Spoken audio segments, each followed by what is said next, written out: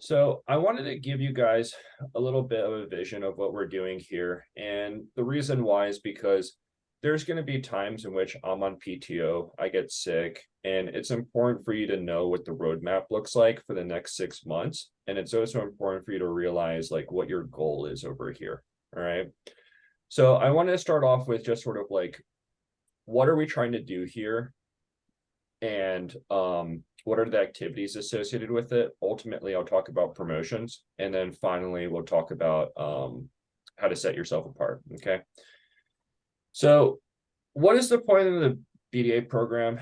From a business perspective, we're trying to create future SDRs and BDRs that are supposed to be super successful.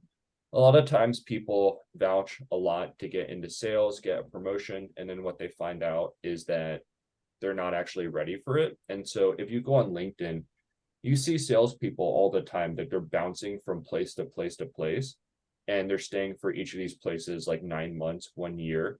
The reason why you see that is because they're going into these other jobs, they're not successful, and they're applying for another job. So really, it's not just about getting promoted, but it's about when you get promoted, you come in at 120, 130%, and you're there to stay. All right.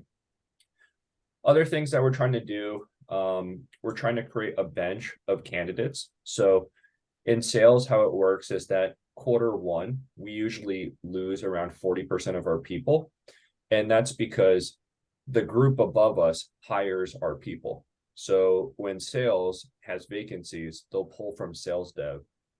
That means that BDR is going to pull from SDR. SDR is going to pull from BDA. Okay. So we want to create a bench of talent. And then the last thing is serve as a ramp from candidates from non-traditional backgrounds. So my goal, and something that I told our leadership, is I don't really care what someone's background is. I also don't care about what their educational experience is. As long as they have the right personality traits, then I feel like we can create a program so that people can be successful here. So that's my responsibility, and it's something that I think a lot about. All right. So what's in it for you? There's a couple of things. Number one, I want to give you the opportunity to be extremely successful for a future career in sales. So that's what pumps me up. That's what fires me up, and what motivates me is giving you an opportunity to achieve this for yourself. The other thing is I want to give you hard and soft skills. So what I mean by that is knowledge of Salesforce, knowledge of outreach, knowledge of the sales process, soft skills, coaching, and things like time management, right? And these are things that I really want to add value to you, whatever you choose to do. So if you choose to take your career into marketing, into product, into many different directions, I want this to be a benefit for you, okay? So there's really 5 things that we're looking for, and we try to make sure that this is an interview process. I believe that everyone here has great potential for all 5 of these dimensions. And I'm going to hold you accountable for them, just as I hope that you hold me accountable for these 5 as well, right? As the leader, it's important that I emulate these myself. And if I'm not, you have the right to call me out on it. All right. So number 1, coachability. What I mean by this is that my boss gave me feedback in terms of how I could communicate more effectively with other people. Honestly, the conversation, I didn't really like hearing it, but I took it and I think about it, right? So what we're looking for over here is we're looking for people to take feedback and to think about it. It's not always going to be delivered the best possible way because we're human ultimately, but we want to ultimately coach you so that you can learn a lot of things, so I can share my experience so that you can thrive. So that's my goal in my heart. Whether or not I execute on that perfectly, it's never going to be perfect, but that's my goal. It also requires, however, that like y'all take that feedback and run with it. All right. Number 2, integrity. I never want to have the feeling as a manager that I have to like, it's like that 6th sense. Like, is someone like BSing me or not? Right. What I really want is if I tell someone to do something, then they run with it. And sometimes I'm going to make a mistake as a manager. Sometimes I'm going to miscommunicate. And you always have the right to come in and say like, hey, Chris, I think this is too much work. Hey, Chris, like this I'd like this project to be a little bit different. That's always fine. But what I'm looking for is that when you commit to doing something, that it's either done or it's like, if it's not going to be done, that it's communicated upfront about why it's not done. That's okay. Like you say, hey, Chris, what ended up happening is, this week is, I just feel like there's too much work. Communicate that proactively with me, and that's great. Okay.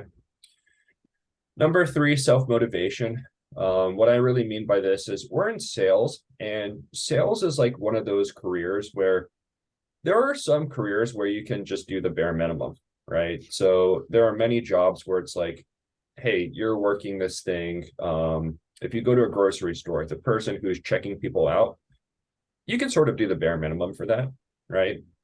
But in sales, it's one of those things where it's like, if your job is to do the bare minimum, that's if your goal is just to do the bare minimum, it's not going to work long term here. And like, ultimately, this really isn't the place for you. All right. So it's really important that like when we communicate these goals, it's not just sort of like, hey, I met this, it's a checkbox, I'm going to go do what I want now. It's more like, hey, I checked these boxes, I have time left, let me see how I can make it better, or let me see how I can surpass these targets. All right. Number 4, and number 5, team players help out someone who's new, look for ways to create chemistry, add value, teach something, someone, collaborate with someone. Number 5 is ultimately achievers. Sales is very achievement oriented, and we're going to talk about how to keep track of your achievements so that you can be set apart. All right. The last 2 things, I'm really not looking to micromanage you. Like I hate it when people micromanage me personally. What I'm really looking forward to is that like I give you the vision and then y'all run with it and come up with, honestly, if you wanted to come up with an idea for a project about something that makes sense, and that's great. Like I'm totally on board with that. All right. Any thoughts or questions about anything that I just shared? No. All right. It's important that you guys understand that like we recruited you for this, and I believe that you are coachable, that you do have integrity. And what we have seen in you as an interview panel is that you are already set apart. And the reason why you're here is because you are team players and achievers. Okay.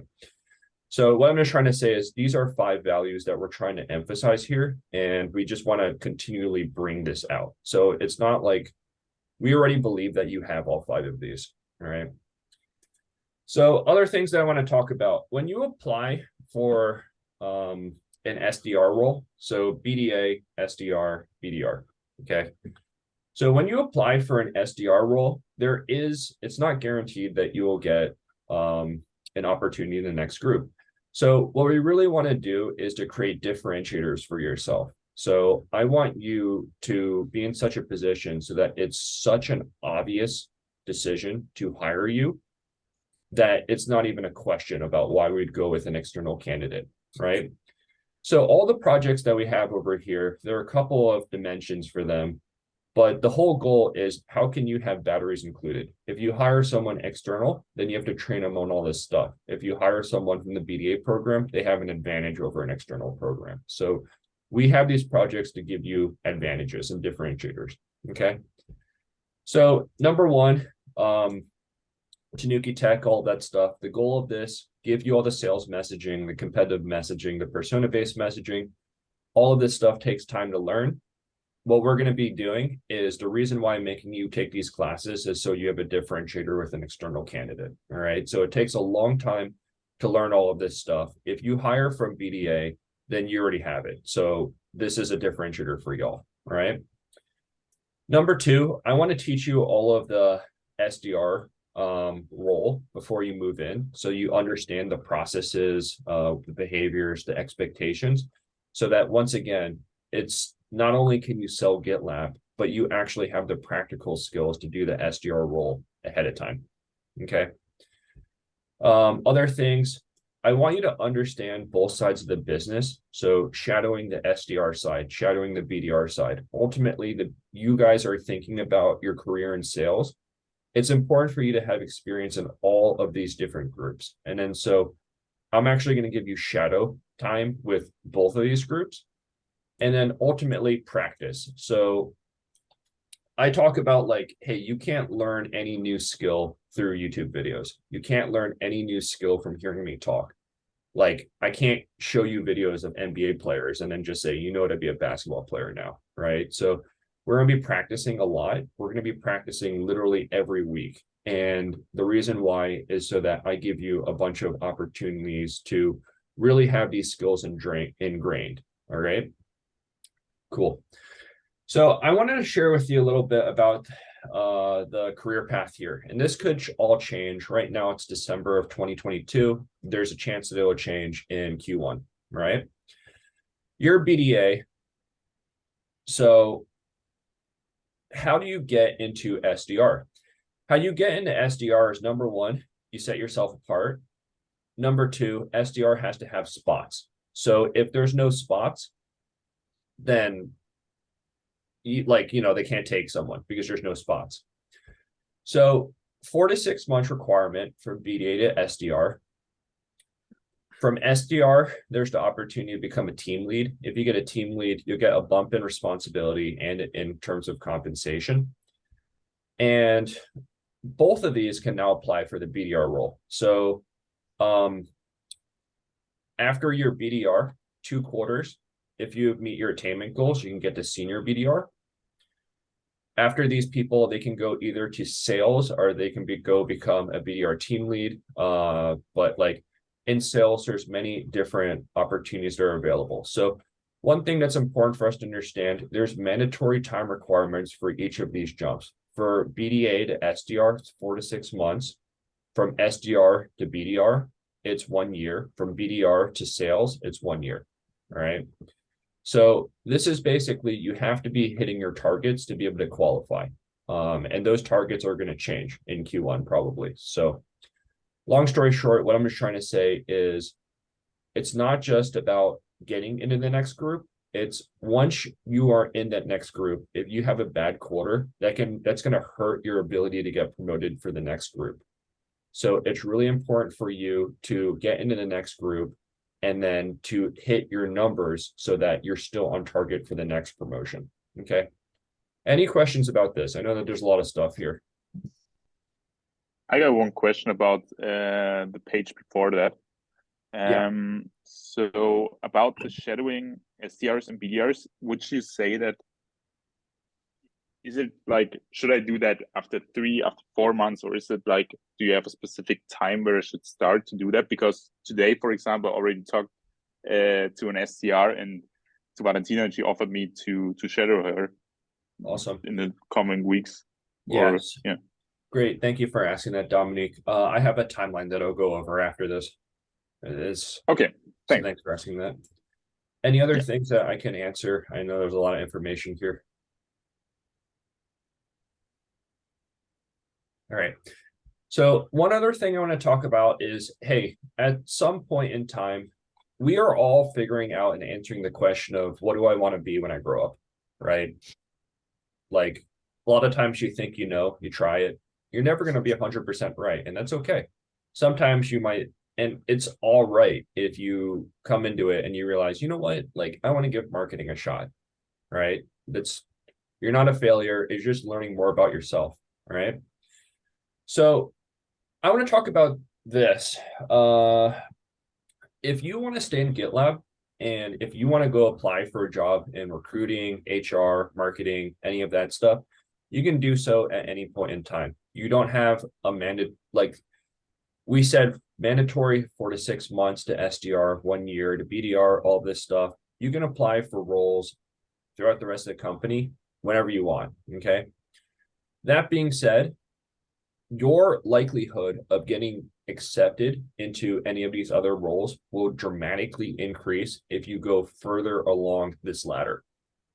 So what I mean by that is, as a BDA, it's going to be very, very, very hard to get a job in one of the other departments. If you make it to SDR, it's going to be much easier. If you make it to BDR, it'll be easier. If you make it to sales, it'll be way easier, okay?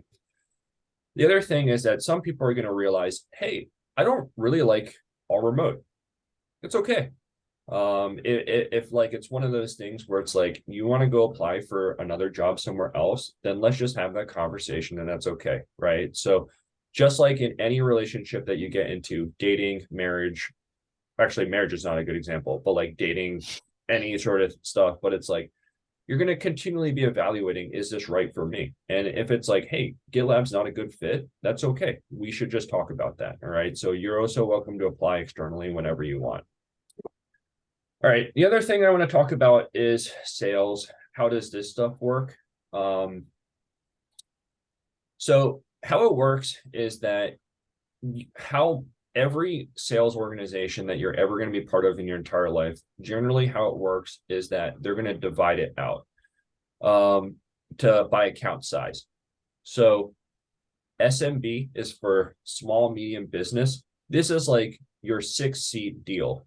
I'm selling 10 seats of premium. I'm selling 20 seats of premium. It's like 3K transactions, 5K transactions, really small. After that, you go to commercial. Sometimes it's called mid-market, but those are bigger accounts. And then finally, you can get into enterprise. So if you make it to enterprise, then that's when you have like a very small number of accounts. Your quota is going to be $5 to $10 million per year. So this is just like numbers for this year. It's all going to change in Q1. But long story short, your quota as an SMB AE is going to be like, I'm making these numbers up, a couple $100 grand. For commercial, it's going to be 1 to 2 mil. For enterprise, it's going to be like, $5 to $10 million. All right. So over here is also ISR. They're also called renewals sales reps. What an ISR is it's basically to save time for these salespeople. So for all of their small renewals, sometimes it's not really strategic for the business for the way for, okay, so there's a couple of things about ISR. Number one, it's changing. But number two, every sales organization, there's generally another group that does renewals. And then so if you're paying these salespeople $200,000, $300,000 per year, then, and that's a number that you're going to have to verify. Don't quote me on that, right? Then it makes sense for the business to have renewals people to handle some of those smaller transactional things for them to save the salespeople time and ultimately like do some of the administrative work for these enterprise salespeople, right? So that's generally what ISRs are. They are a value add for some of the other sales teams, and their goal is to take care of renewals. Sometimes they do administrative support, but this is very common in tech sales that there will be a renewals team and ISR team, okay? So I want to talk about the career path over here. You'll start out in the small accounts. You can go to, or you can start out in ISR, all right? So from BDR, many people go to SMB AE. Some people also go to ISR, all right? Now, if you're an SMB AE, then the goal is, okay, let me go level up SMB to commercial, commercial to enterprise, all right? So that's like basically, if you play sports, it's like the G League to the NBA, NBA to like becoming like a max contract player, right? For ISR, you can also make senior ISR, and many ISRs actually go to become strategic account leaders. So some people in sales dev, they prefer to go to ISR because they see it as a more direct way to get into the SAL enterprise AE role, all right? So whether or not that remains to be the case, it really depends on the business. Right now, it's Q4 of 2022. This can all change, all right? Any questions about the promotion path or the sales organization? I would have a question. So you said that ISRs are dealing with renewals. In which way do they differ to customer success manager? Because I think they also, or is it like this, or is it the same thing? No, because they also treat with renewals, right? Yeah, so that's a great question.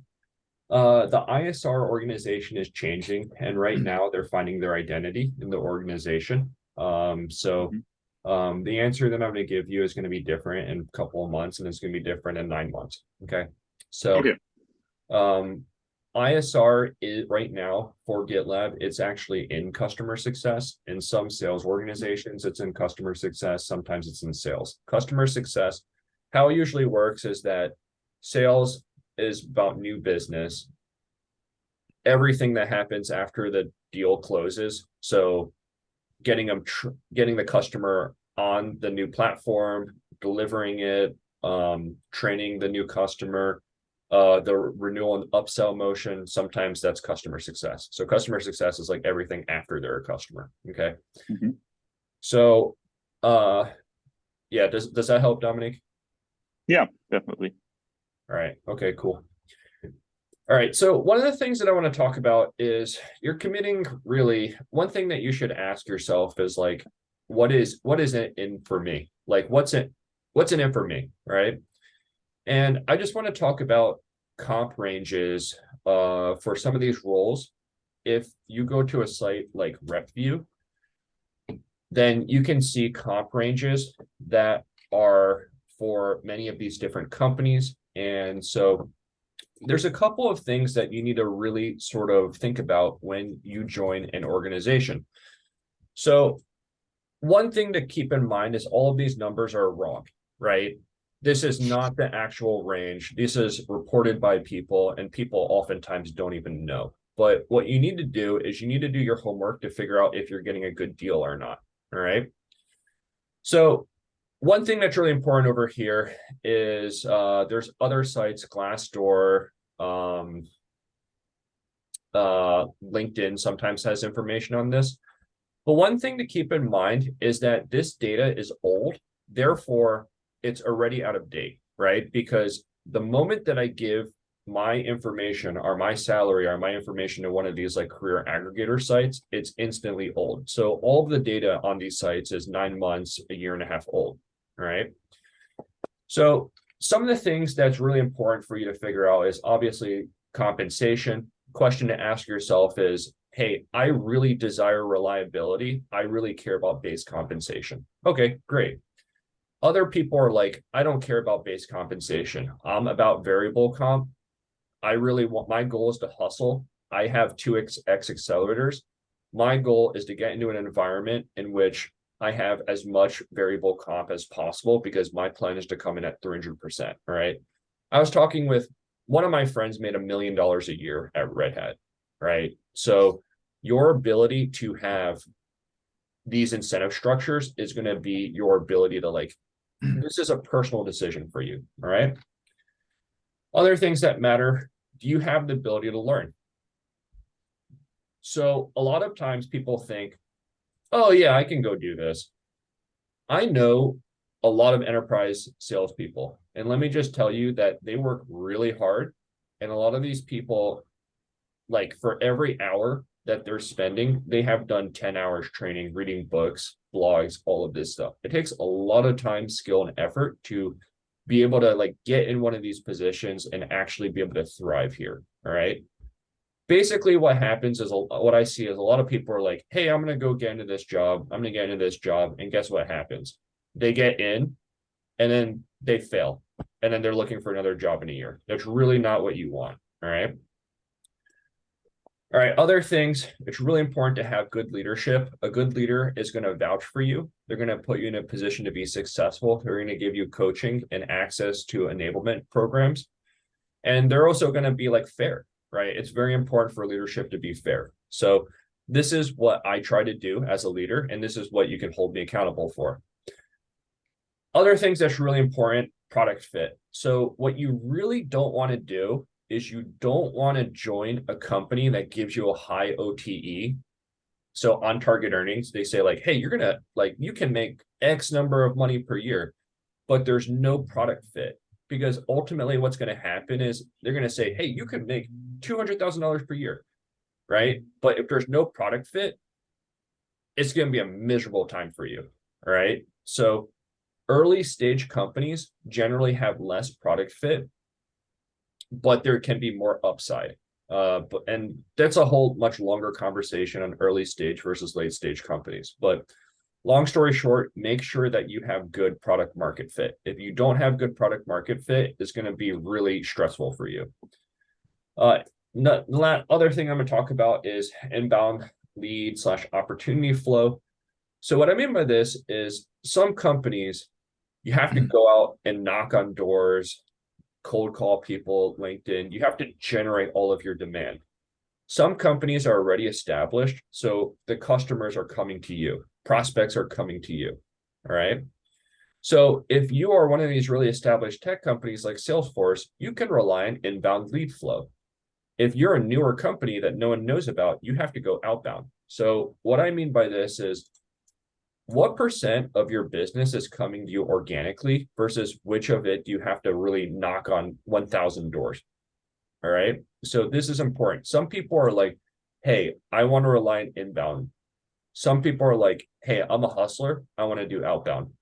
There's more money in outbound because there's more value in it. It's harder. Okay. Our diversity and inclusion, if this is important for you, it's one more metric to keep in track of. The other thing is, I see people make this mistake all the time. They get attracted by the high salary range, but what percent of your team is actually hitting quota? All right. Across industry right now, around 45% of sales reps are hitting quota from one of the last things that I saw on LinkedIn.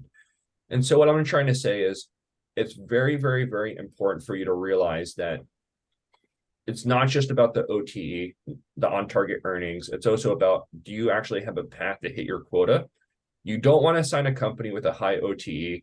Everyone's coming in at 20%. You realize you basically made a bad decision, right? I have friends that have done this. Okay, any thoughts about like navigating companies and looking into all this stuff? Can I help out with anything? All right. The last thing that I'll say is very, very, very rarely will you have an opportunity in your career to double your income in like every 9 months. GitLab is one of those places in which you can do that. It's not every 9 months guaranteed, but what I'm just trying to say is there are big gaps between all of these roles. All right. So that's what I will say about that. Okay. All right. All right. So how do you make sure you got a good deal? We talked about the 3 T's: talent, territory, and timing. So I want to just talk about a quick story. Talent is what you control. Always make sure you're developing yourself. Always make sure that you are learning and getting mentored from people who have gone before you. I want to talk a story about timing. So when I went to Red Hat, basically everyone came in at 40-50%. And the reason why was because of timing. We were pre-acquisition. And then so literally the year after that, everyone came in at 120%. So literally timing in your business matters a lot. Other things is pre-IPO, post-IPO, that matters a lot. Also, when I was at Red Hat, territory, it matters a lot. All right. So in my team, the average person came in at 90%. The guy who literally shared a cubicle wall with me on the other side of the cubicle, he got paid 40% more than me. And everyone on his team was like getting like 30-40% more. All right. So long story short, your territory matters a lot. In my previous sales careers, there are some regions that they'd come in consistently at 140%. Some regions come in consistently at 70%. But it's very important for you to take that into consideration, is what is the territory like, right? So you can ask questions. All right. Okay, cool. So, all right. The next thing that I want to talk about is what should you be doing, right? So I know that previously what we've been doing is me telling you guys calls to action for each week. I want you to have a roadmap of what your time here is supposed to look like. And it can fluctuate a little bit, and that's fine. All right.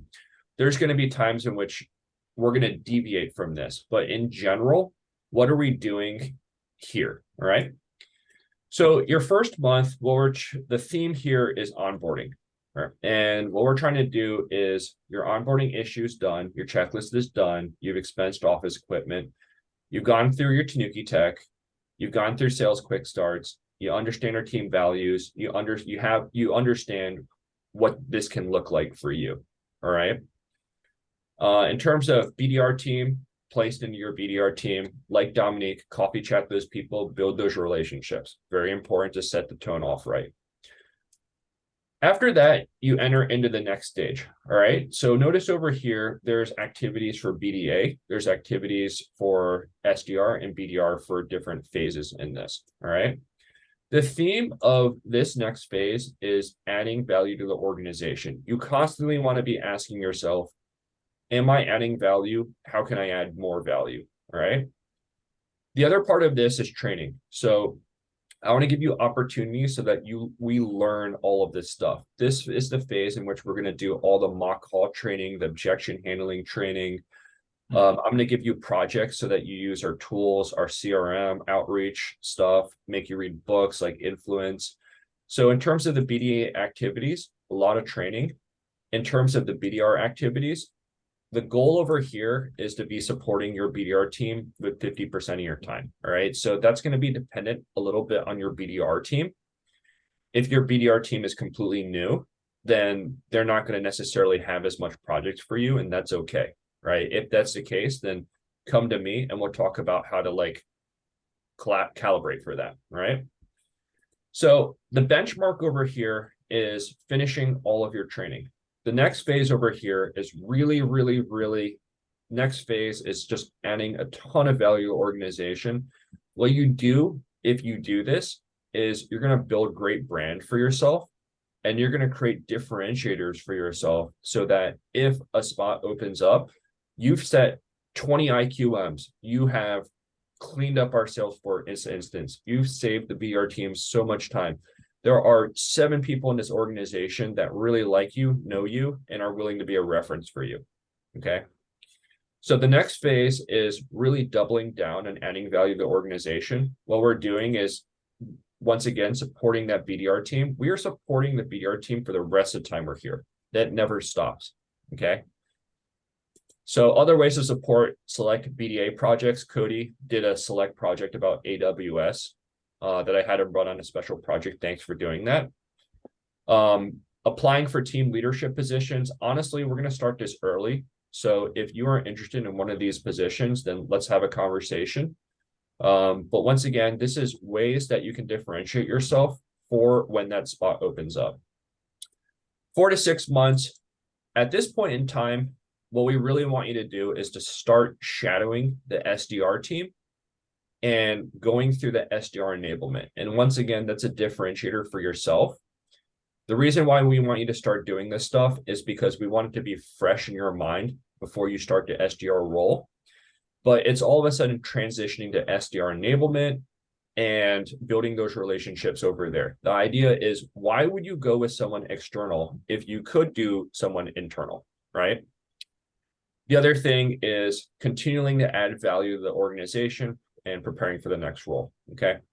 So this is basically the overall roadmap. We're going to be doing this 100% of the time. But if I'm sick, if I'm out, then what I do want you to do is think like, okay, well, Chris hasn't told, I have extra time this week. All right. Well, let me go work on the next Tanuki Tech. Let me go read through the book more. All right. Like, I shouldn't have to come to you guys telling you what to do all the time. I don't want to micromanage you. But what I do want to do is create the roadmap so that you can take it and run with it yourself. Any questions? Nope. Makes sense. Great. All right. The last thing that I want to talk about, and then I'm going to stop recording, is this is really important for you to keep track of your wins. And the reason why is because person A is applying for the role, person B is applying for the role. Person A says, I delivered a lot of value for the teams that I've served. I've been on a lot of customer calls. I've done mock calls. I've gone through the enablement. Okay, cool.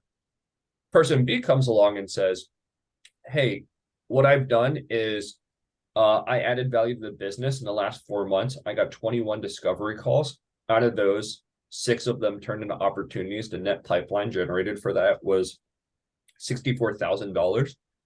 That was across 5 different BDRs. All right. And in the CRM, as opposed to help clean it up, what I did was, here's the actionable things. I saved my BDR time. I took charge of field event registration. And as opposed to them doing it, I sequenced 874 people over the last 4 months, saving them an estimated 8 hours, allowing them to go do the other stuff more, right? So number one is nebulous, not specific. Number two has discrete numbers tied to it. So what I really want you all to start doing is every week that you're here, talk about what you did, all right? Like every single thing. I completed 3 Tanuki techs. I sequenced 20 people. This led to X number of discovery calls. I got 5 discovery calls from free to paid, whatever. But what I want you to do is keep track of what you're doing, because this is going to be the story of what you did here, and you can now use it in your interview. All right. So over here, I have your start date. This is the week that you're in. And it's going to be okay that it's going to be different from person to person. We're not comparing ourselves to other people. But what we are doing is that Dominique is in week 9. So week 9. What did you do, Dominique? Right? You can write it down here, right? So this is for you to get organized for your interview. And this entire program is built to set you apart for your interview. All right. Number 2, rites of passage. So I want you to be better included in all of these different dimensions. Number 1, do you really understand sales and marketing from a theoretical perspective, right? So that's why I want you to have a good foundation for this. Number 2, are you good at objection handling? This is one of the number 1 skills for us to learn. I'm going to be grading you on this and giving you points. Number 3, we talked about how you don't control the number of leads that you have. You do control the conversion rate. So what is the conversion rate for each type of lead, right? We're going to practice this every single week until you guys have it down, all right? And I'm going to be grading you on this. So if you get a 3, a 2, a 1, a 0, your total score is this. And this is going to be used in your final evaluations, all right? I'm not trying to make it be like penalize you. What I am trying to do is create a ramp for you to differentiate yourself and to be super successful here. My goal is when you interview here, you say, hey, I got an A here, I got A, I got B, I got A. All right. So I want to give you the ability to, from a numbers perspective, to differentiate yourself. Okay. Projects. I want you to have a couple of projects.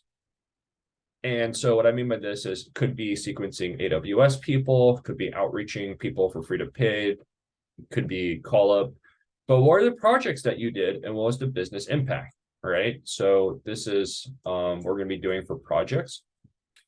The last thing is exhibiting leadership. So, hey, like, what did you do that was beyond yourself? Right? Like, were you an onboarding buddy? Did you do a good job with that? Right? So, okay, anything I can help out with these things. The expectation is before our team meeting, have this filled out. That's why I created the reminder in your calendars. Rites of passage, you're not doing anything here. This is for me. And okay. But this is for you to understand where you are at in terms of going through this stuff. Cool. Anything I can help out with?